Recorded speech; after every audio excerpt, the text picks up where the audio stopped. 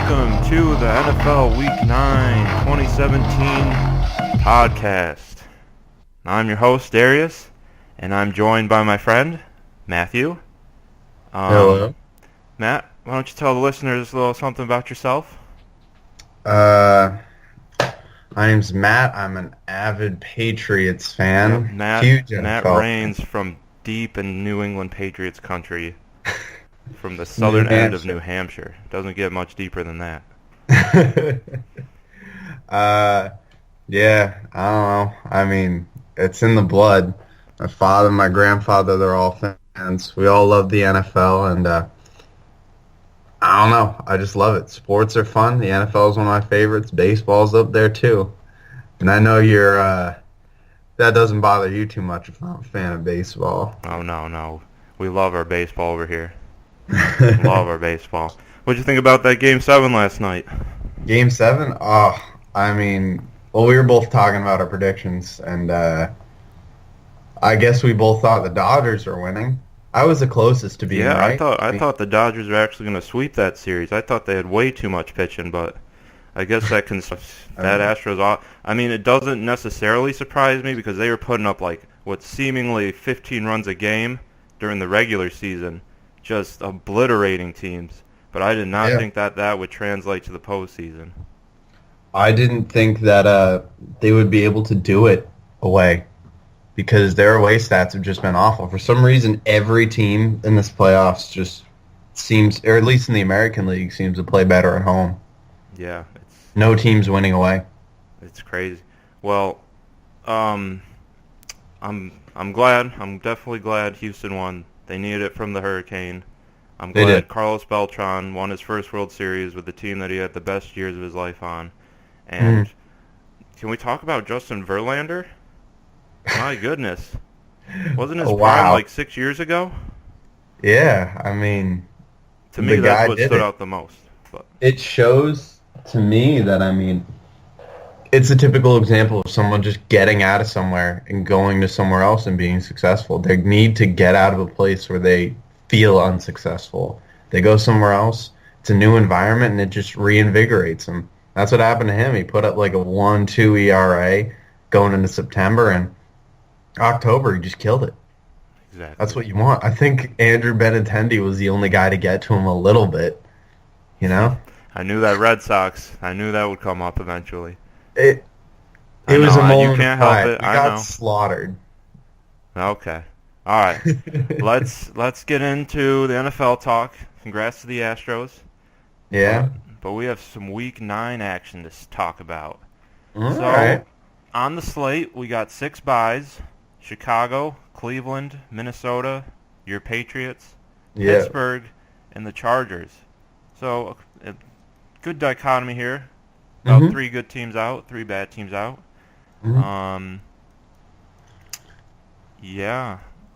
So let's talk about Thursday night. That's actually tonight. We're recording on Thursday, November 2nd.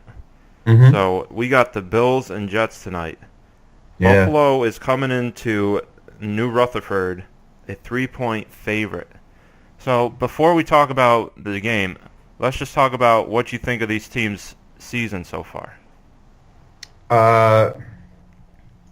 As a Patriots fan, I find it's controversial to talk about the game against the Patriots with the Jets. But I will say, from what I've seen, the ball clearly came out. You know. Oh, you're talking about that play to Safarian Jenkins when it was just. It would have made him 4-4. It would have. The Jets are.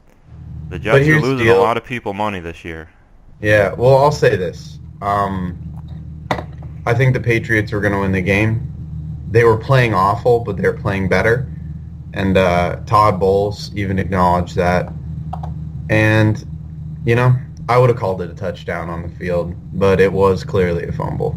Okay. So aside from your... If I was an official, I would have just said, hey. Yeah, that definitely surprised me that they didn't overturn that in just down the road in Secaucus. But aside from your New England centrism... That, the Jets are the most disappointing team in the NFL to me. I'm going to say it. I know exactly where you're going with this. I talk to so many Jets fans, and it just kills me. Like they get it.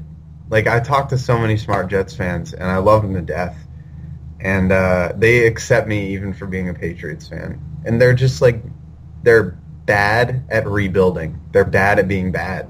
They need to lose. They definitely do need a direction.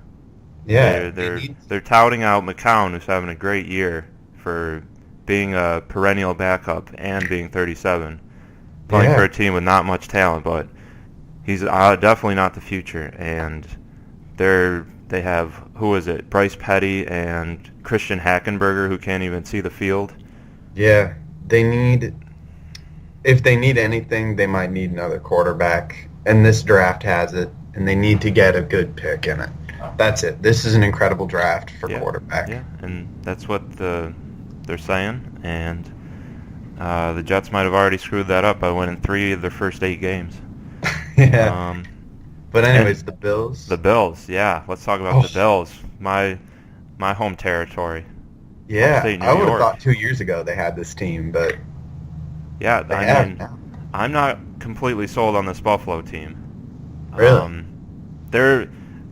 I've been keeping my eyes on the Bills the last 3 or 4 years, and it seems like just about every year they start out hot, and their fan base gets behind them, and by December they're 7-8, 8-7, and they're eliminated from the playoffs. Mm-hmm. Taylor's having a great year. They just traded for Benjamin, but they traded away Marcel Darius. So this team is both trying to build for the future, but also not put all of their eggs in one basket. Mm-hmm. So they're almost trying to eat their cake and eat it. Yeah, I mean, the team that they're making reminds me of the Texans with the better quarterback. Like, they're weirdly rebuilding, but they're not doing it at the most important position. Like they're building they've a been whole rebuilding team. the last 3 years. They're getting too good before they get a quarterback, you know? Exactly. They're kind of in that the endless cycle of being so mediocre that you can't draft a quarterback, but you're going to stay good enough to draft players who are mediocre. Yeah. Continue your mediocrity. It's a brutal cycle, but 5-2 is a good start. You never know. I think Half game behind personally, your Pats. Yeah, my Pats, the Patriots to me are a different team this year. When I look at them, I don't see the Patriots. I see that a because team their that defense is struggling. it's not just that. I think their defense was struggling and it was blowing assignments. Malcolm Butler would peel off people to try to get stats and picks. Stephon Gilmore is just stupid. He would call people, put them on assignments, and then also go on that assignment. The defense just looked out of whack. They always get better during the year, but it was a real hard curve. They're picking it up. All right, yeah. The other issue was 6-2. Yeah, the other issue is the offensive line. Yeah, for all of the struggles that the Pats have had, they're still 6-2, which is surprising to a lot of Patriots fans. Okay, but we can't talk about the Patriots. All Pats. Okay, so now that we've covered both teams, let's do our segment. For each game, we're gonna guess the score, and we're gonna tally it up at the end of the week, and we're gonna see who wins. So Matt, give me your prediction. Yeah. As said, Bills are a 3-point favorite. I'm going to call... Let's see here. I don't think it's going to be a high-scoring game. Yeah, Thursday nights are crazy. They are crazy. They've been good this year. They've been good and bad. Really bad. And I think we had one really good one, Rams-Niners. That was 42-39 or something. Last week, it was insane. Last week was insane, but not in a good way. Yeah. 40-0. I think it's going to be a low-scoring game. I'm going to go 1 touchdown Jets and 3 field goals. I think maybe 16 points. And Bills will get maybe 12, 15. You're calling a Jets upset here? Oh, yeah. I think the Jets have this one. Wow. I think they're a team that goes out there, and they play with a lot of heart. I'll give them that. They definitely do. They're definitely outperforming their talent. Yeah, they're playing hard, and I think the Bills might get surprised. They got Kelvin Benjamin, but I don't think they can. Yeah, who knows how much he's going to be instituted into the lineup tonight, because he still has to learn the playbook. He's only been on the team for 3 days. Yeah. Plus, I'll say this about Kelvin Benjamin. I mean, the guy got fat. His job is to run, and he got fat. Great insight, Matt. This is why we get you on the pod. That's why I'm on here. Yeah. All right. Let's see. I'm going to call a Bills victory. It's Thursday night. Anything can happen. Neither team has really time to be preparing for this game. So if you're a gambler out there, always try to stay away from Thursday night unless you have some sort of inside insight. Yep. But I think McCoy's athleticism will be too much for any planning or unpreparedness. So I'm going to say Buffalo 23, Jets 9. Wow. I'm calling the Bills by 2 touchdowns. Okay, Quite a so lot. I think we spent too much time on one game. We still have about 10 more to cover. So let's head on over to what I think should be the marquee game of the day, which I think should have been flexed to the night game, especially considering what the night game is. We got Denver, Philadelphia. The game I was considering going to, but I would have. Okay, so the Broncos are coming in off a loss Monday night against the Chiefs. They only have 5 days to prepare for the team with the best record in the NFL. Eagles are 4-0 at home. Broncos are 0-3, but as my dad always says, the NFL is crazy, so anything can happen. Broncos have a great defense. Eagles their offense is insanely overperforming. So I want to hear, coming from a sphere not of the Eagles like myself, what do you think about this Eagles team, and how do you think they'll do against their first real test against a great defense? I'll tell you, unfortunately, if there's a team I know second best in the NFL, it's the Eagles. I got a friend who talks about them incessantly. So it's not me? No. This Eagles team, I'll say, to me, top to bottom, their defense seems like one of the most honest-to-God, just good defenses. It's a well-oiled machine. Definitely. They don't have that superstar unless you may consider Fletcher Cox that guy. But everybody's above average. They don't, but, I mean, all their guys are just solid. I think Hicks, great player. Yeah, he went down, though. He got injured last week. He did? Yeah. He did. I think, that's a bummer. To me, their corners are overperforming. Oh, yeah, for sure. Their safety was god-awful last year, and they are killing it this year. Yeah. Malcolm Jenkins is really revolutionizing that squadron. I think they'll get better.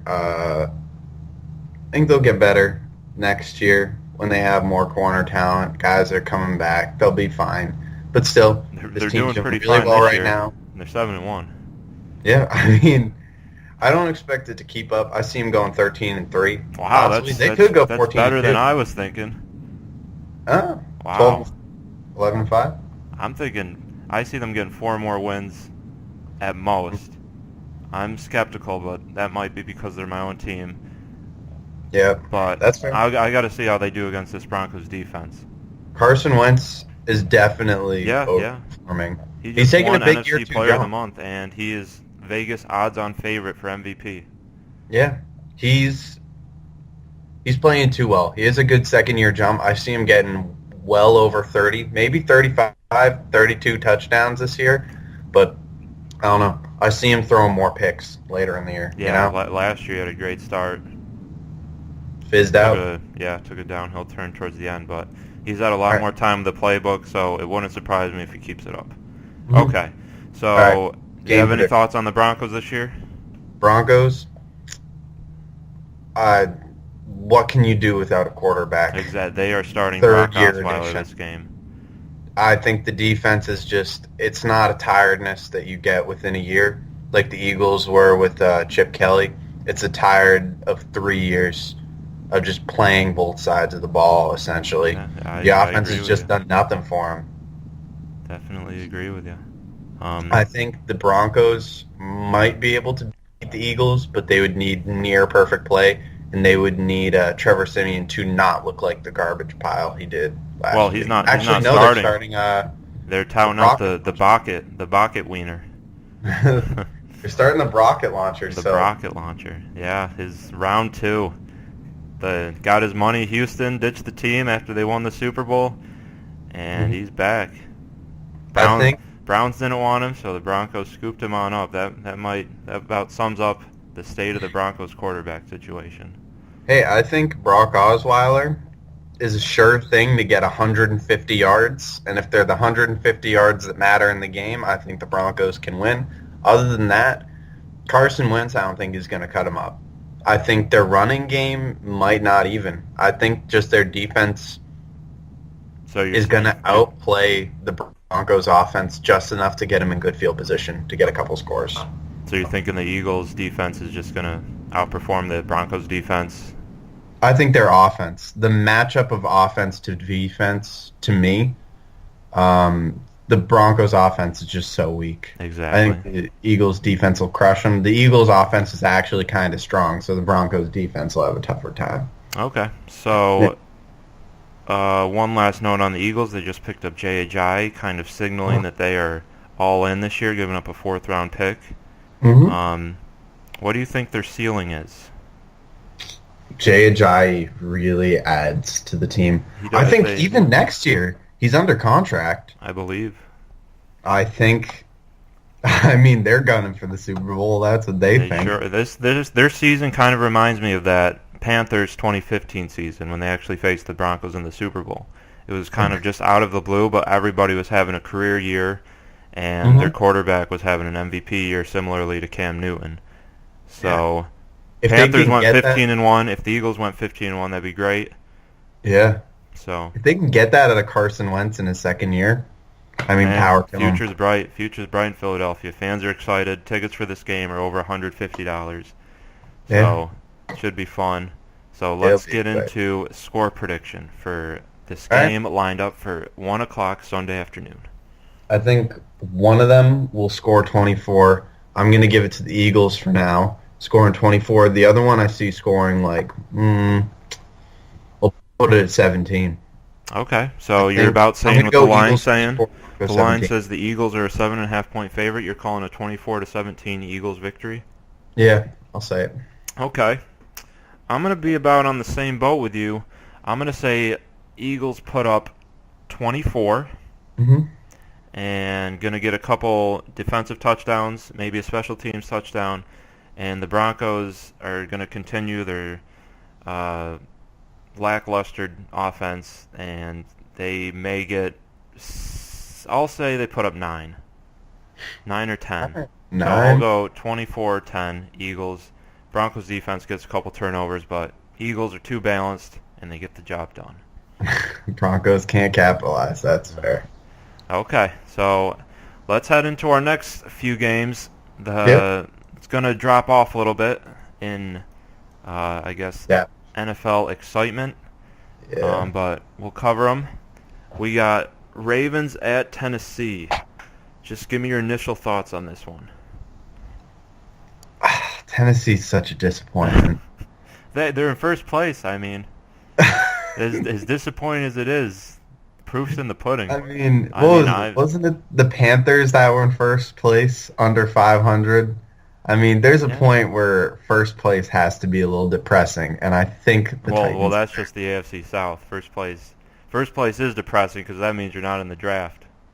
Yeah, you have a lower draft pick, but the AFC South hasn't been too bad, so I don't want to kick them too much. So let's focus in on this game. Give me your initial thoughts. Initial thoughts: Ravens they have a solid enough defense. Their offense is trash. Titans, the offense is inconsistent. The defense is trash. I mean, what do you want? Dropping knowledge. Yeah. I'm sorry to any Ravens fans out there. I'm sorry, guys. You can't act like Joe Flacco's. It was elite or is elite now. It's just. Is it? Oh yeah. It's a brutal. Me and Matt actually came up with a formula to determine whether Joe Flacco is elite. We might detail that on another pod, but the proven it came out to be he was not. As is the opinion of 99% of the United States population. I don't even think he'll be starting this game. He got a pretty rough concussion last Thursday night. I think they'll That is be true. throwing Ryan Mallett out. Um, Ryan Mallett. yeah. So my thoughts: Ravens are like Jekyll and Hyde this year. You just never know. I'm Yeah. pretty sure. Let me look at their scores. They lost 40-0 last week. No, they won 40-0. I can't even remember because this team's so up and down. Um, they beat the Dolphins 40-0. Justin Tucker had one heck of a game for my fantasy team. Hmm. Joe Flacco went down with an injury, but the Dolphins Dolphins offense couldn't get too much going. But I don't want to give too much credit because it's Thursday night. Teams don't have that much time to prepare. This Ravens team's lost to the Jaguars 44-7. They've lost to the Bears. So I don't really know what to do with this Ravens team. I could see them sneaking into the playoffs in the AFC just Hmm. because all of those wild card teams are just so up and down. Yeah. But I really have no clue what's going to happen in this game. Titans are coming off a bye week, I believe. Their last game was against the Browns, Hmm. 12-9 in overtime. So that's about the state of the Titans in a couple words. Taking the I think Browns, couldn't score a touchdown on the Browns. I think the Titans. I don't know. I see them getting for a score like one or two touchdowns off of a bye week is really rough for a lot of teams. A lot of people like it because you're rest up, but I've just never been a fan. You see teams playing sloppy Yeah, they get after a bye week. complacent from that bye week. No Yeah, practice, out of I their think groove. I think two touchdowns there. It'll be like 14-9. Oh, you're saying a defensive game? A little bit. I mean, just not an offensive game. I Is there such a thing when it's Baltimore and Tennessee? think. Well, the Ravens scored 40 last week. I mean, who Yeah, knows? Who knows? yeah, you never know. Um, I'll say Tennessee. Really, it was really a shot to their ego, taking the Browns to overtime. They were trying to prepare all their bye week against preparing for this Ravens team, even though their coach gave the team the bye week off completely from any football activity, coming off that 12-9 heroic victory over Cleveland. So I'm going to say Tennessee comes out guns a-blazing, and they win 31-7. Ooh, 31-7. all right. Well, That's Ravens will probably blow them out, but who knows? The NFL's crazy. Okay, so we covered that game. Let's get into one of the strangest seasons prediction-wise for both of these teams. I think you know what I'm talking about. I'm talking about Tampa Bay and New Orleans. mm, I told you by week 9 these two teams were playing, and one of them was 5-2, the other was 2-5. Obviously, who would you think was what? let me just say this. If you're gonna give me strangest, actually, the matchup this week for another game has one of the strangest predictions season-wise for two teams. Oh yeah, I know exactly Say what that you're talking about. you'll know. Everyone should know which game I'm talking about. No one expected either team to be like this. But either way, for Buccaneers Saints, Saints defense picked up some personnel. I saw them playing a little better, but still not good. Um, I guess they're just playing good football this year. Weird matchups. They're just playing it out. Buccaneers, I never loved them. are, Me, are they ever good? I mean, yeah. they won the Super Bowl once, but they just seem like they got that cloud over the city. Who? It's because John Gruden was the coach. Yeah, You there's have John rumors that he's Gruden, of coming course. back, but Dirk Cutter's head coach of the Tampa Bay Buccaneers. I'm hearing job is on the line this week. Oh, I mean, he's they got are it. completely underperforming especially for being 2-5. They spent a lot of money this offseason picking up Deshaun Jackson, Mm-hmm. and they Deshaun had Jackson. huge expectations, especially after everybody seeing what a leader Jameis Winston was after Hard Knocks. Mm-hmm. Um, yeah, New Orleans 5-2. It's very surprising, but it seems like they're the one consistent team in the NFL. To Yeah, me personally, I think they're that. putting up points every week. Yeah, I'm saying season by season, you always know what you're going to get out of the Saints. Mm-hmm. Let's see, an underperforming defense and an overperforming offense. So if the Saints are the bar, I'm saying that the NFC South is underperforming, and the Saints team has about been the same. So Yeah, 5-2. fair. I think. All right, score prediction. Yeah, let's do the score prediction. I'll let you go first. Let's see what you think. Tampa couldn't only put up 3 points last week against the Panthers. Panthers do have a pretty good defense, but I will say that the Saints get the job done at home. Tampa's spiral continues, and the Saints win 28-17. Ooh. All right. I think I'm honestly going with this. I think it's going to be a shootout. Wow, you think I think we're Jameis seeing- and Tampa Bay offense gets their act together? Not even that. I just see the Saints defense just dropping it. They've been overperforming a lot. I think they're going to probably drop it this game. I'm not saying they'll do it for the whole year. I'm just saying a Buccaneers offense loaded with the Duggernaut, Mike Evans. I think I see it 35-28. 35-28 Tampa. Ooh. I think I can see Tampa coming up. The Saints are just overperforming. They're coming off 5 straight wins against Carolina, Miami, Detroit, Green Bay without Aaron Rodgers, and Chicago. So who knows how good what those victories are worth. But yeah. NFL's crazy. I could definitely see your prediction coming true. Yeah. All right. Oh, New Orleans is a 7-point favorite, by the way, at home. Okay. So let's head on right into our next game. The two surprising teams standing-wise, flip-floppers. Yep. This is it. We got the Los Angeles Rams, the first Rams, not the Chargers, and the New York Football Giants at home. The Rams are favored by 3.5 on the road heading into East Rutherford. Mm-hmm. Oh, I mean, the Rams. A lot of people are high on this Rams team. Their defense is as good as it was 2 years ago. Last year they played too much. Their offense just couldn't get it together last year, so the defense played too much. Their defense is good. I'll say that. I was very high on the Rams defense 2 years ago. They let me down last year in fantasy, so I'm not sold on them yet.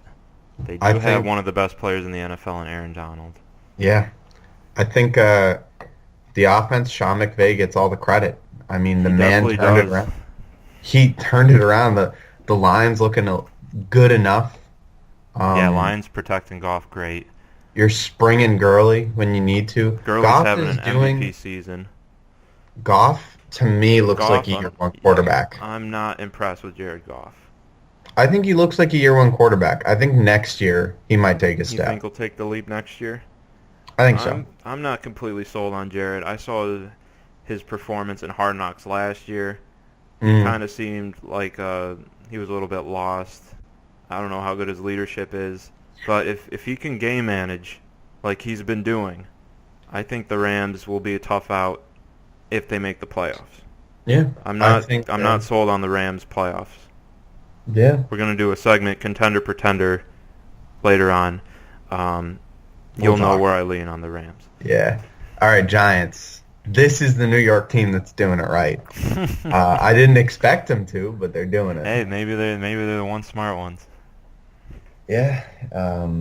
Their season's turning around. I mean, the better prediction before the season was that they'd be 6-1 at this point. They're 0-3 at home. It's ridiculous. Yeah, Rams are 3-0 away. So their defense is playing too much. They just look tired, and their offense just can't get it done. Their offensive line has been bad for years. I've said that during the draft. I said the one thing they need more than anything is anything to help out Weston Richburg on that offensive line. And I said they're going to draft a slot receiver. And they drafted a slot receiver at tight end. I mean, that's basically what they did with Evan Ingram. It's ridiculous. You need to stop picking up people who look talented. You need to get offensive line talent. It's ridiculous at this point. And they're going to draft a quarterback next year, and I think with Eli aging, that's probably a good enough call in this draft class, but you need to maybe get a guy who can sit here, have Eli play a little bit more, and just pick up a line. Exactly. Kind of what Arizona was supposed to do this year, but they didn't pick up that quarterback. All right, that's my rant on the Giants. Yeah. Any thoughts from you? Giants. I come from a Giants football family. I'm an Eagles fan, so I'm obviously happy with the season. Get to rub it into my dad a little bit. Everybody was saying that the Giants were going to be great.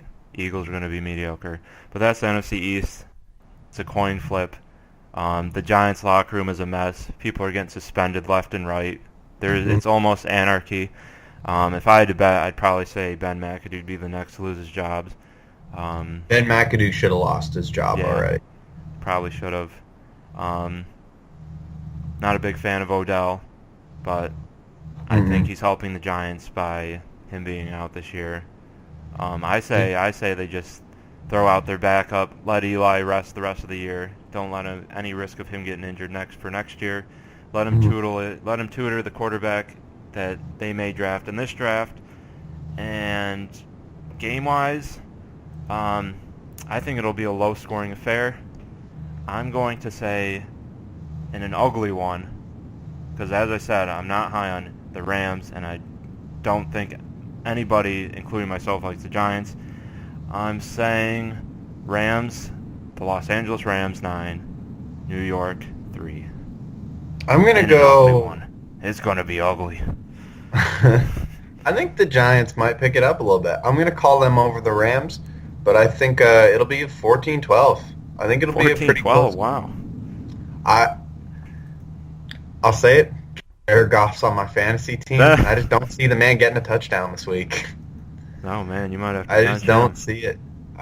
He's my backup. Oh, okay. I'm going to guess you went with a guy with the number 12 as your quarterback. You gotta. Okay. All right. Okay, so that's our predictions. Rams are favored by 3.5. We're both going with the Rams. Yeah. No, I'm going with the Giants. Oh, you're going with the Giants 14-2. Yeah, wow. I don't see Jared Goff throwing a touchdown. Okay, yeah. That's true. All right, so let's head into our next game. We have the Atlanta Falcons going against the first place Carolina Panthers, 5-3.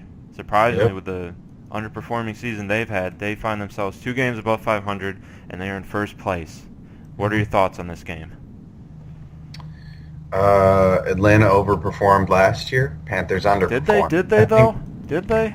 That's what everybody says, but They're you have to remember they only went 10-6 in a very weak NFC, in my opinion. Yeah, but the playoffs were a big thing. They realistically went 12-7, and that's like a and should have been 13-6.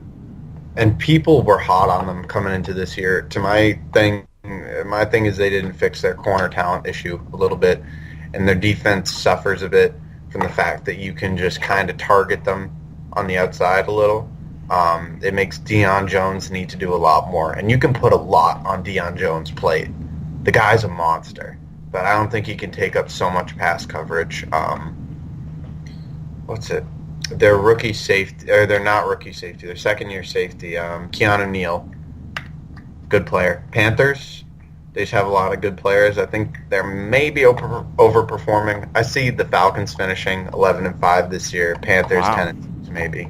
They're both very talented teams, and they're both coming off weird years. Yeah, this should be a very telling game. Yeah, it will be. It's going to be exciting to me. My call on it, I think 21-28, 24-28. I'm going to go Falcons in this one. I think Matty Ice gets it together a little bit. Matty Ice gets it together. Falcons coming up with a road game against their first place team in their division. Panthers, if not, Steve Sarkisian's getting fired. Oh yeah, that Falcons offensive coordinator. They were definitely it was Kyle Shanahan, right? He was their previous. Yeah. He was so good. Yeah, he was so good he earned himself a head coach job. So I think this Panthers team, I was very high on them. I thought that they had the Super Bowl hangover last year, so I thought that they were going to come out guns a-blazing. I'm not saying they haven't because they're in first place still, 5-3. They played my Eagles tough. I was impressed with them in that Thursday night game.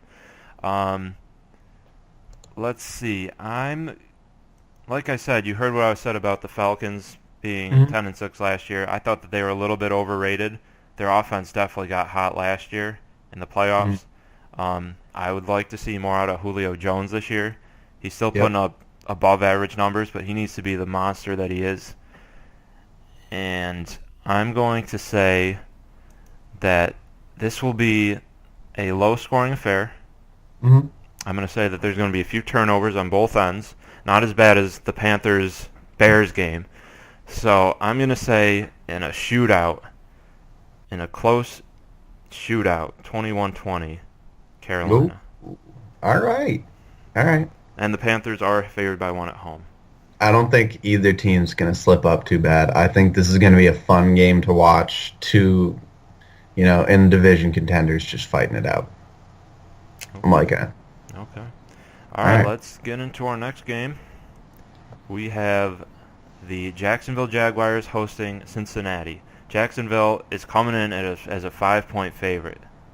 Mm, That's a pretty big favorite for Jacksonville. that's something. Uh, Bengals offense is underperforming. Their defense is terrible. I've never liked Cincinnati. I think the culture that Marvin Jones has is a little out of control. He picks up players that are a little risky, like Montez Perfect and Pac-Man Jones. The offense is getting weird. Um, Weird and it's wild, the Cincinnati yeah, Bengals motto. it's an odd year for It them. is. They They're picked up kind a of in wide no man's receiver. land too. They don't really have a direction. They picked up a wide receiver in the draft. They didn't need that. Uh, LaFell is fine enough, as yeah, much as I hate to admit it. And they definitely could have improved in other areas. I see what you're yeah, saying. anything on their defense. So where do you see what is the Bengals' direction this year? What are they trying to accomplish? Let's say you're the GM of Cincinnati. What are you hoping for? I'd say anyone in Cincinnati could not tell you that. For me, when I look at Cincinnati, I mean, it's such a weird team. They're in contender standing, but Marvin Jones can never win a playoff game. Ah, they're just such an odd team. I wouldn't even know what to do. I think I'd sell as much as I could as a GM. At the trade deadline, Just I would have went nuts. I would have just traded just start the everything. tanking process NBA style Yeah, if you're I'd Cincinnati. say, yeah, screw it. Let's just be Let's bad have a this year. direction. Yeah, I I was don't. listening to other people talk about the NFL. They're saying that they'd rather be Browns fans than Bengals fans because at least you have an identity. Yeah, at least you're always rebuilding. At least you know what your team's trying to do. It's not you're counting out Andy Dalton and you could lose by 3 touchdowns or you may win by a field goal, but you'll still Mhm. probably finish the year without a playoff win. Yep, that's true. Anyways, the Yeah, Jaguars, let's I talk about think Jacksonville. I'm their high on this defense, Jaguars team. I think that they're going to be winners of the AFC South and a tough out in the playoffs. they're a team that, I mean, they're a good team. Their defense is Yeah, very, very good. Their offense has the tools. There's just one place that they they're don't one have. quarterback away from being elite. They are Their defense, what you man. can do without a quarterback. How much can your defense win you a game? And They've been proven that they can. yeah, Jalen oh, Ramsey, Calais Campbell, they're they're winning. both Defensive Player of the Year candidates. Their defense is a unit that I like last year, and I thought would really take a step up this year, and they have, and I think they'll continue to do it. I think they'll win the game probably 21-0 or 21-3. Wow, you think that they are going to shut the Cincinnati offense down? Their defense is too good. Their defense Cincinnati's has too weak. been, but NFL's random. NFL's crazy. Anything can happen week by week. Anything. That's why I love football. So I'm going to say Jacksonville 28, Cincinnati 13. Ooh, all right. Not too much. Stay away from this game if you can. If you have another game on, I don't think if Mhm. unless you want to see this Jacksonville defense. Not too much will be going on. Fournette too. We didn't talk about Fournette. Fournette Yeah. is having an MVP year, as well He's as obviously a Rookie of the Year award. I saw him play when he was at LSU up in Syracuse. Mm-hmm. Yeah, that dude, he was impressive. He was just He's running talented. people over.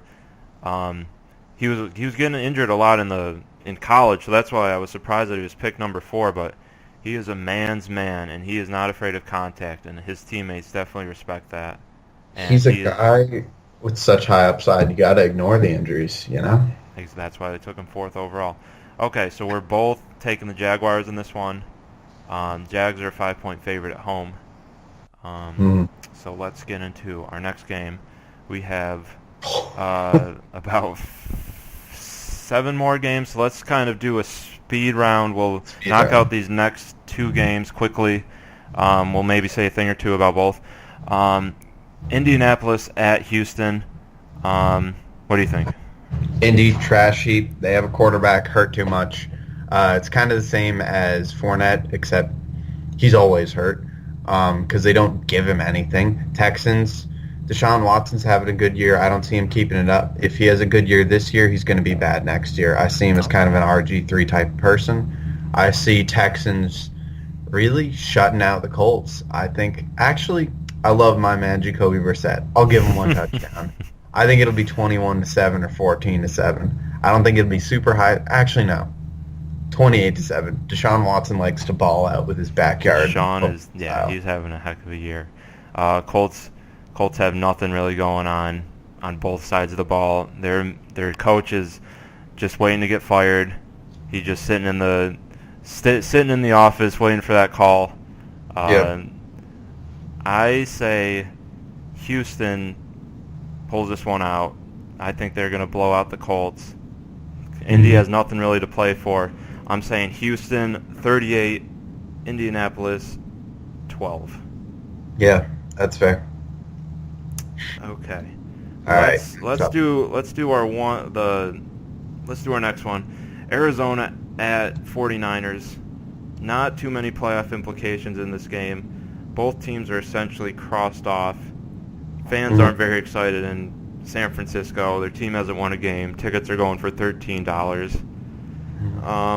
Arizona's a 2-point favorite coming in this game with Drew Stanton touting the offense. That's never good. What do you think, Matt? For me, 49ers, great team. Love the organization. Kyle Shanahan is great. I see them. I hope they lose the rest of the season. I hope Jimmy G has a good year, but their defense just lets up everything. Do you think he'll start this game already? Huh? Do you think he'll start this game already? I don't think he can. Yeah, exactly. He came from a highly complex offense, one of the hardest ones to learn in the league, but still transitioning to another offense takes too long. It'll take more than a week to do. I see them losing 0 to 3 points this week. Cardinals, I think they put up enough. Some weeks they put up a lot of points. I think they could get 21 or 7. I don't see them getting 14. I see them doing pretty decently well or just dying on the field. So you're calling a Cardinals win 7-3, 7-0. 7-3. Wow. This is not a game. Stay away. Your Cardinals TV may catch on fire if you watch this game. Yeah, no, you might as well go outside, set something on fire, and just watch that. It's the same. I would say maybe rake some leaves, but that one works too. So, 49ers, I think they're a good team. They play teams tough. I think that they'll get 3 wins this year at least. The rest of the way, I think they'll finish out 3-5 or 2-6, maybe even 4-4. I think this Cardinals team, just like Cincinnati, doesn't have a direction. They don't really have any incentive to be good. I think that they will not be giving it their all. I don't think they'll really want to give it their all. So I'm going to say San Francisco gets their first win of the year at home, 17-10. All right. Arizona's, as I said, 2-point favorite. Okay, let's head into our next game. We have 4 games left. We have the 2 marquee afternoon games, and then we have the 2 night games. Okay, so 4 o'clock Eastern Time, we have Washington at Seattle. What are your initial thoughts? Seattle's a good team. They picked up Dwayne Brown. Love that acquisition. Protects Russell Wilson. The big issue, very talented guy. He's just about to enter his 30s. He's been getting hit too much his whole career. He's been running around and getting hit. I like it. I think they'll easily beat the Redskins. The Redskins are just a sloppy team. They are. They're a talented but sloppy team for sure. I think I see this being 21-7, 21-14. Kirk Cousins might ball out. I mean, but I the like most Kirk he can do is Cousins, and him and my team's in his division. I'm a fan. I'm not a fan. I don't think any franchise who takes him, unless they're trying to win like for 1 or 2 years, I don't think they're having a recipe for success. I don't know. He puts up a lot of passing yards. He does. Against the Eagles, he I does. guess maybe I'm just biased because I only watch him when he plays the Eagles, but I like him as a quarterback. I don't know about his personality. Never seen him off field, but I like him as a quarterback. Seattle, they're finally shaping up. Their team's making a little bit more sense now. They're 5-2, 3-0 with that tough home crowd. I think that they are the contender in the NFC. If they don't make the Super Bowl, I'd be surprised. I think their defense is insane. Russ Wilson's getting it together. Finally has a decent receiving core around him. So I'm going to say Washington can't get anything done on offense, despite my liking of Kirk Cousins. So I say Washington 10, Seattle 38, coming off that big win last week against Houston. I think they kick them in the teeth. All right, and Seattle has 7.5 point? 7.5 point favorites at home. Yeah, that'd be a good teaser. Yeah, if you know what gambling is. 7-point tease them down to a half point. Basically, all they have to do is win. But aside from my gambling digression, let's go to the next game. This is the game of the week. Tony Romo miking the helm. Kansas City at Dallas. An old classic. If you were from the 60s, you'd be loving this game. Yeah. I love Tony Romo as an announcer. Everybody does. That seems to be the consensus. He's so good. He's so passionate, and he's smart. He's smart. You learn when you listen to Tony Romo. Anyways, Chiefs, they've had a good year. The only thing is they're either going to get 35 points or 3 points. I mean, they're all big plays. Alex Smith, everyone loves him. I don't. I think if he throws for 350 yards in a game, it's because Kareem Hunt received for like 80 of them. Tyreek Hill received for 200, and Travis Kelce was 70 and 2 touchdowns of it.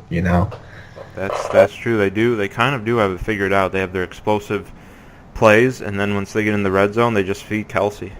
Yeah, which is, I guess it's a winning formula. They're 6-2. I honestly can't call a winner this game. I see him putting up 35 or like actually 10, and the Cowboys. I mean, they got Dak Prescott. He's not looking as good in his second year, but Zeke's out. Also, Zeke is suspended in the next 6 games. Yeah, Zeke is suspended. I think Dak Prescott will put a fight into this team, and I think he might put up 2 scores. I see him doing it. Okay, so what's your final? I think it's going to come out 14-10 or 35. 14-10, wow. Yeah, it's 35-14 is also very realistic. The Chiefs could just slaughter them. They've been doing it this year. Interesting. I'm actually sold, despite my Eagles fanhood. I am sold on this Cowboys offense. I think it's very high-powered. Their offensive line. Obviously, they don't have Zeke this week, which will hurt them, but I think McFadden can do a job. They still have Dez Bryant. It might be an offensive showdown, seeing how their defense can handle these speedy Chiefs players.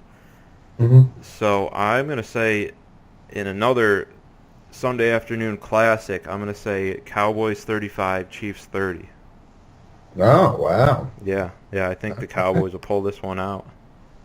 I can see it. They got fighting them. They do. They're 3 games behind the Eagles. They still got to play them twice. So I think the Eagles have this division wrapped up unless something crazy happens. But I do like this Cowboys team. And KC are the 1-point favorites. Yep, which is surprising that they're... They favor going into Arlington. Yeah. Fine. Yeah. All right. Okay, our next game, I don't want to spend too much time talking about it. I'm not really sure why it's the Sunday night game, but we have the Oakland Raiders heading into the friendly confines of Miami. All right, Miami, just a boring team. Don't really think much about Sorry, it. Miami. You're Oakland boring. Raiders without Derek Carr in the same boat. They have him right now. He will. He's going to play. Just I like think he'll Dak, put he'll him give up him at some least fight. 21 points. I think he'll get 21 to 14. It's not going to be a great game. Yeah. If there's ever a time to rake leaves in the dark, this is the time. Get some rest. Don't stay up too late watching this game. I'm gonna say, with Miami's 10 days of preparedness for this, Raiders got destroyed last week coming into Buffalo, thinking it was going to be an easy game. Oakland just spent an entire week in Miami, which is never good. My grandma always told me that's never good for an away team because she was a season ticket holder for Syracuse basketball, and they would always head into Miami, stay out too late, and they'd always lose. So always beware of teams heading into Miami on a long week. So I'm going to say Dolphins get their offense together a little bit. 24, Miami, Oakland 13. All right. Despite Oakland being a 3-point favorite. All right, and Monday night, we have Green Bay at home at Lambeau versus the Detroit Lions. All right. Detroit is the 2.5-point favorite at Lambeau, and I'll say this. I mean, they paid Matt Stafford the most in NFL history, and he deserves it. He's their team. He is the entirety of the Lions. I'm going to have to agree with you there. He's captain comeback for them. And you know what? Packers, without Brett Favre or Aaron Rodgers, without their Hall of Fame quarterback streak that they're on, they're like the Dolphins. You don't believe in Brett Hundley. You don't think he's a Hall of Famer to be. They're just. I don't even think the guy who said it believed in it. All right. I think Packers without a quarterback at the helm like they have right now, they're like the Dolphins. They're a team I don't think about. They're a team I don't care about. I didn't think about the Packers at all. Yeah, you really can't be afraid of Green Bay without Aaron Rodgers, which is kind of a testament as to why he should be the MVP just about every year. Yeah. I mean, the team has been good, drafting low in the draft for the last about 2 decades. So you got to think about the talent Aaron Rodgers is playing with. Yeah. And for that team to be so elite, it's pretty insane. Anyways, yeah, no, definitely. But I think for score-wise, I think Lions are going to put up like 28 points on these Packers. The Packers just won't be able to score. They'll get like 14. Yeah, I like Detroit. I think they're underperforming coming in at 3-4.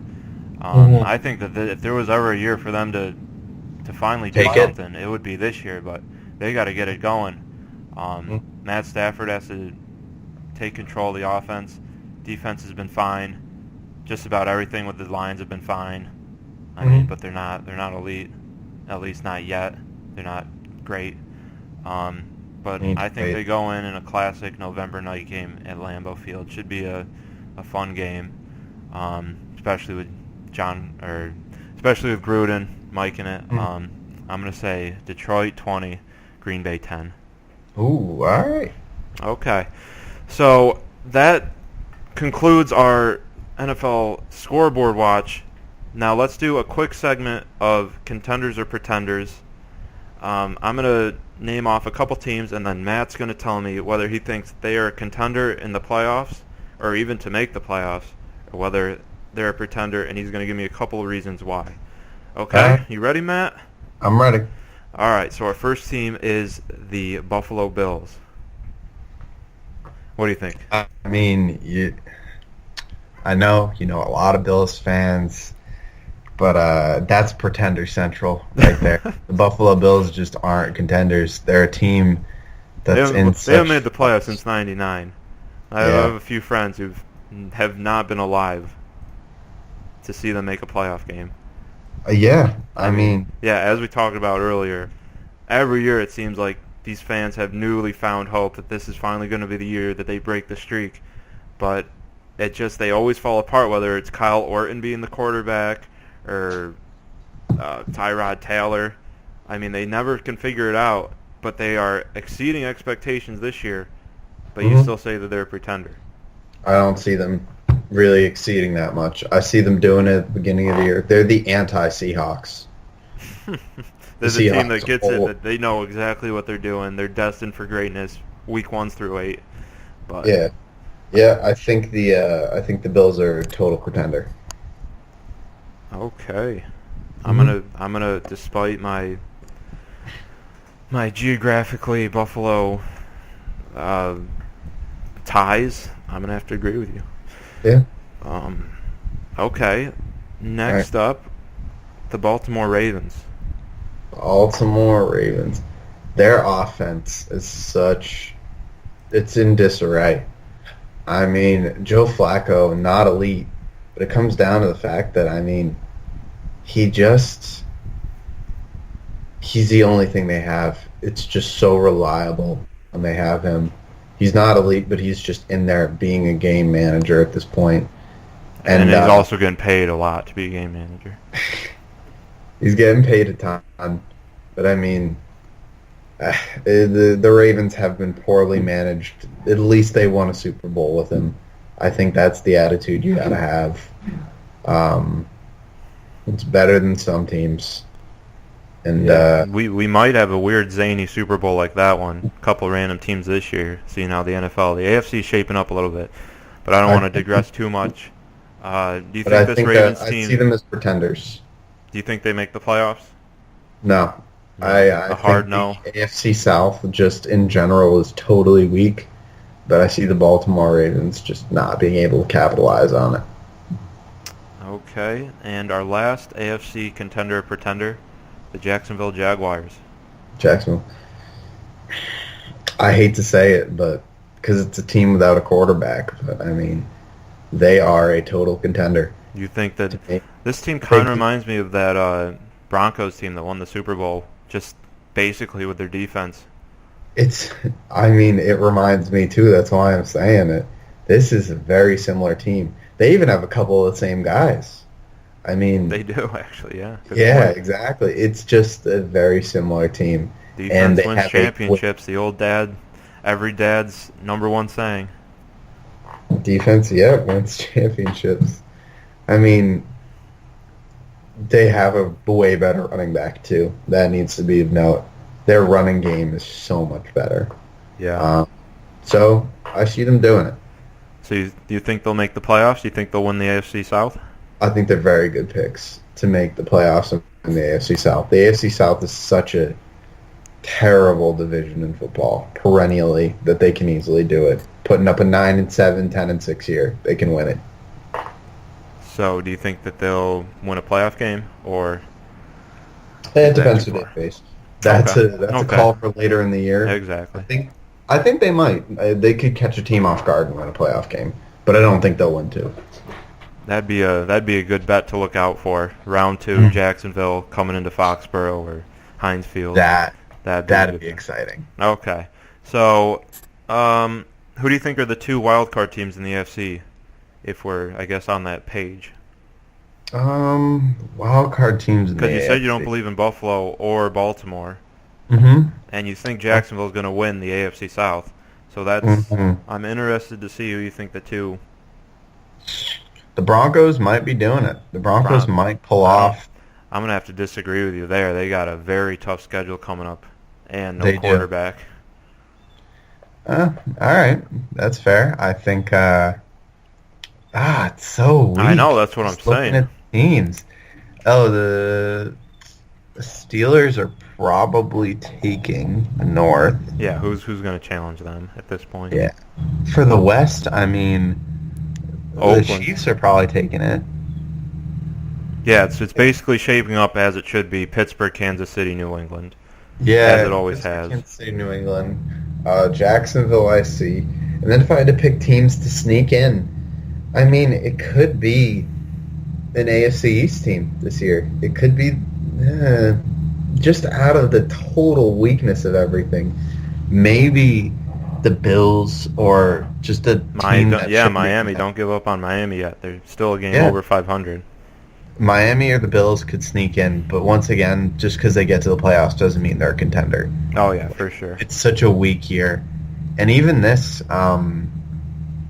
let's say, God, the Texans might get in. The Texans, I think, will actually pick it up in the stretch. I'll say that. I think with Deshaun Watson playing some good ball right now, they could pick up, like, just enough games to get a wild card spot. Okay. That's an interesting point. Unprecedentedly, you're saying an AFC South team is going to take a wild card spot. That would be nuts. I think it'd be fun. It might happen. All of these AFC South teams are exciting just based on talent from all these years of good draft picks. Yeah. Also, I will say, just a side note, it's a little off, but I think if Jacksonville came to Foxborough, I think they have a severe chance of beating the Patriots. Wow. Houston gave them a run for their money last year. So that's an interesting point. I think it's the interior pass rush is what beats the Patriots, but that's a side note. Okay. The Titans might make it. Titans are over 500. They're also another team. Not impressed with Tennessee, but coming off that Browns game, but it's early in the season. Mariota needs to pick it up. Marcus Mariota. If he picks it up, they'll make it. So that's my prediction. It's an AFC South team and probably an AFC East team. It's going to be pathetic. It's not going to be a fun wild card. It's the traditional royalty of the AFC going against the run and gun fun NFC. I'm actually going to say look out for one of these AFC West teams to sneak in, whether it be Los Angeles. Don't cross them off yet. Or Oakland. That's fair. And I don't think Oakland can make it, but I'm definitely on Los Angeles. Yeah, it's still early. And then I'm not sold on either of these AFC East teams, whether it be Buffalo, Miami, or even the Jets, who are still 3-5. I say it's going to be an AFC South team and an AFC West team. AFC West, definitely. I think the Chargers could do just enough to get into the playoffs. I don't see the Raiders. The Raiders would need to turn it around now. They need to win Sunday night. It's essentially loser go home. Yep. I think the Raiders are a team.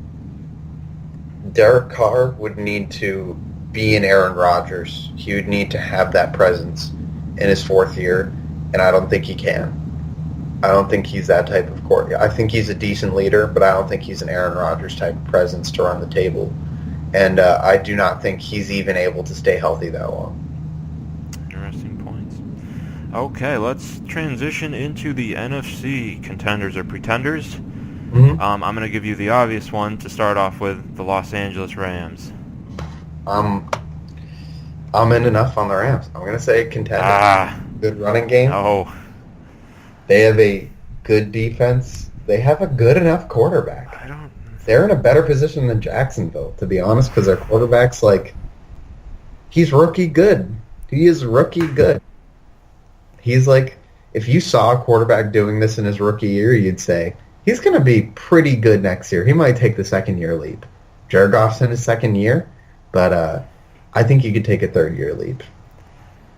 Goff does throw a pretty ball, but I'm going to have to say Los Angeles wins 2 more games the rest of the way. They're going to fall off a cliff.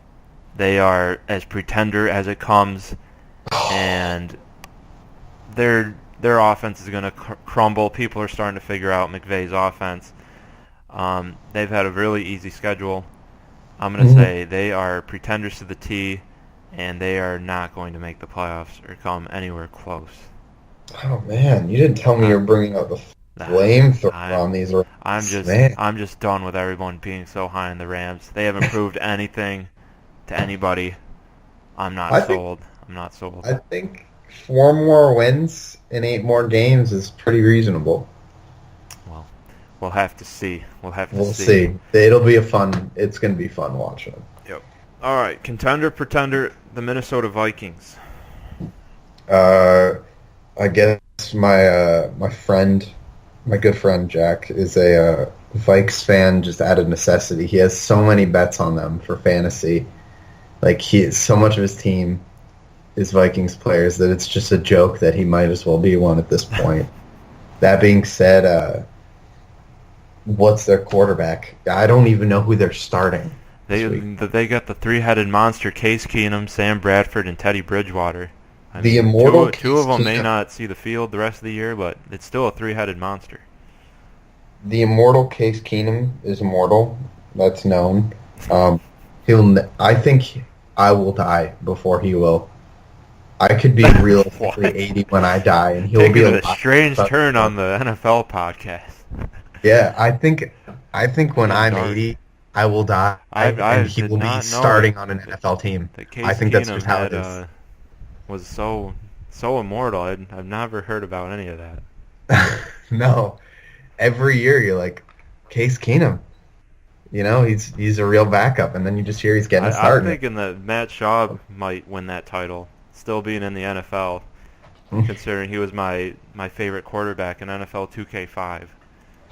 So that's true. I always love it when I look over at the sidelines watching a Falcons game and I see Matt Schaub still, Grandpa Schaub, slinging the pigskin. All right, but anyways, I think the Vikings are total. What's their record right now? 6-2. They're number 2 best record in the NFC. Wow. Okay. That's why it's going to come down to this. I mean, they're a contender enough. They're going to make the playoffs. You need to pick up 4 more games to do it, and it's just realistic that they'll make the playoffs. I don't see them as a serious contender, but I mean, in the NFC, it's football. And the NFC is fun every year. They're enough of a contender in the NFC. That's a great dad quote there as well. It's football. It's football for sure. Yeah. Minnesota, this year, class of the NFC North. Unless Detroit can get it going, as I want them to do, as I think they are capable of doing. I think it's Minnesota's division to lose. They have a 3-game lead on the Lions, 2 games up on the Packers. I don't think that they'll win more than 4 games. I think 4 games is their ceiling, but they have a great defense. I say that they'll get either the 3 or 4 seed, but they won't do too much. You can't fault their head coach, Mike Zimmer, for putting together his defense. I mean, it's incredible. You can fault a surgeon for the eye stuff, but Okay, so that's about all we have to say about Minnesota. We'll do one more contender pretender. You want to pick one? Do I want to pick one? All right. For the NFC? Yeah, sure. All right. Actually, do you mind if we do 2? Sure, yeah. I actually think this is going to be a fun one. I want to do... Wait. Before we do that, we have to pick one over the other. We have to say one's more of a contender, one's more of a pretender. Oh, no. I think so. This is it. And I think this directly relates to a thing earlier. Falcons-Panthers. Oh! Okay. Yeah. Let's see how much it decides. Because they're both really interesting to me. I was talking the Panthers up earlier, but oh man. Yeah, I'm putting you there. All right, I guess I'll go first. I know you're biting at the chomp to talk about this, I can tell, but I'm gonna have to say Atlanta's the real contender, going against what I said earlier, just based off of their recent playoff experience. I think they'll get into the playoffs, and they just have so much experience that they can make some stuff happen. They'll win a game or 2 in the playoffs, if not make the Super Bowl again, if they can overcome Philadelphia and Seattle. I think other than those 2 teams, they are the next in the line for being favorites. Yep. So yeah, I'm not a big fan of Carolina's offense. They don't really know what to do with Christian McCaffrey. He may have been a bust. Their defense is great. Third down back is bound to be a bust. Yep, their defense is great, but who knows about Luke Kuechly, how much more he can sustain with his concussions. So yeah, I'm going to say Atlanta's the real contender in that one, and Carolina's the pretender. All right. I think Atlanta, just top to bottom, to me, seems like a good team. They're in pretty much the same position as the Eagles. One truly elite, very young linebacker. The secondary could use a little bit more on the corner side, but their safeties are solid enough. Except I think the Eagles easily have better, more solid safeties. Neal's a bit of a hawk. Um, I think the quarterback's been underperforming. Their offense has. They have more explosive offensive talent than the Eagles, just by far. But to me, they're still a solid comparison team on defense, and their offense is just like Tevin Coleman can explode once in a while. Devonta Freeman's just a great running back. It's just Steve Sarkisian bogs him down. His play calling the consensus. Shanahan killed it with him last year.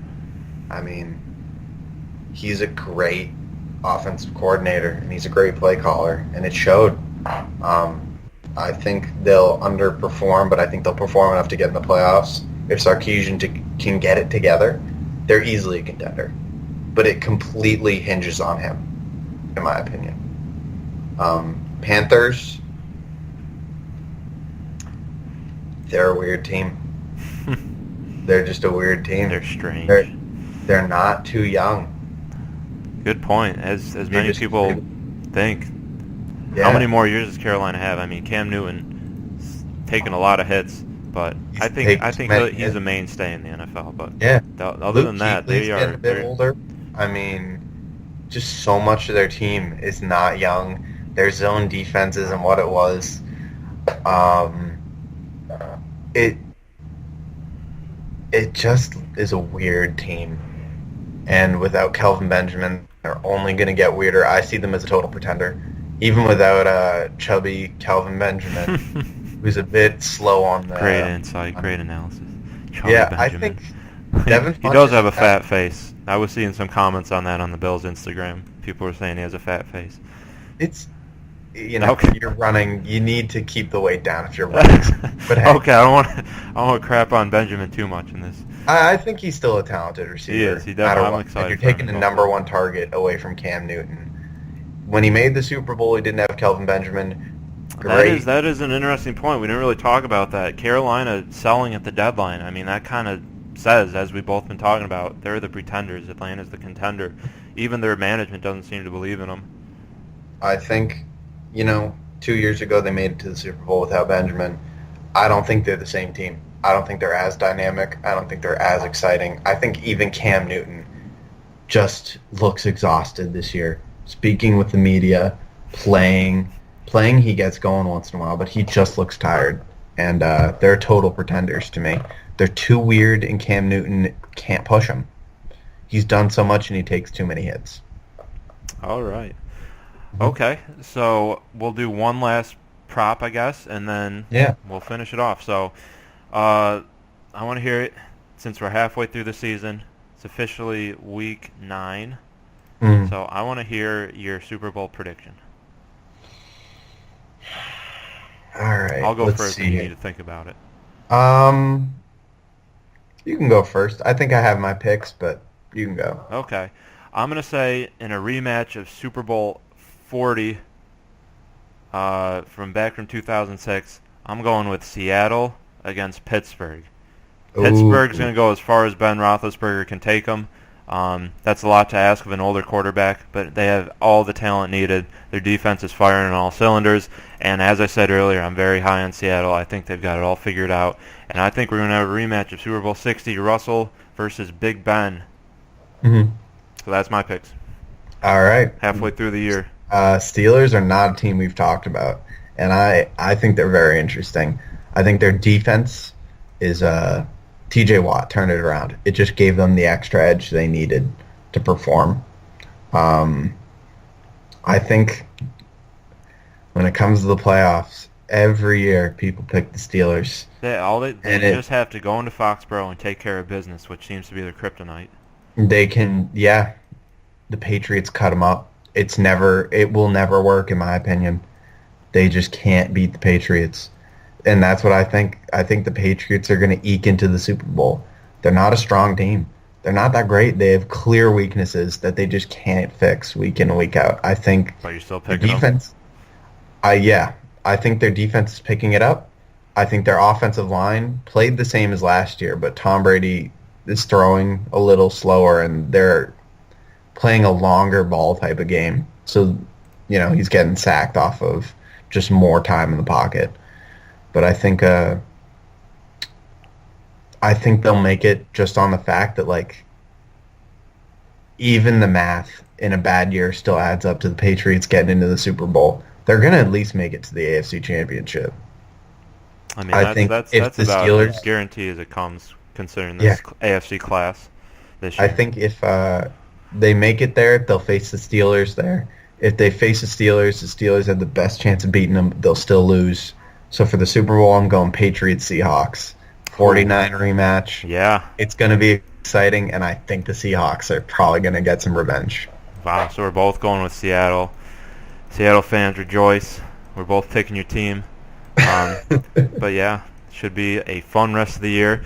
So that concludes our Week 9 our NFL Week 9 podcast. Thank you for listening. Matt, do you have any concluding remarks? Hey, I'd just like to say thank you for having me. I always love to talk football. You know that. And, it's nice to have an audience, I guess. All right. Okay, All right. so I guess that'll do it. Thanks for Appreciate listening. it. See ya. Bye.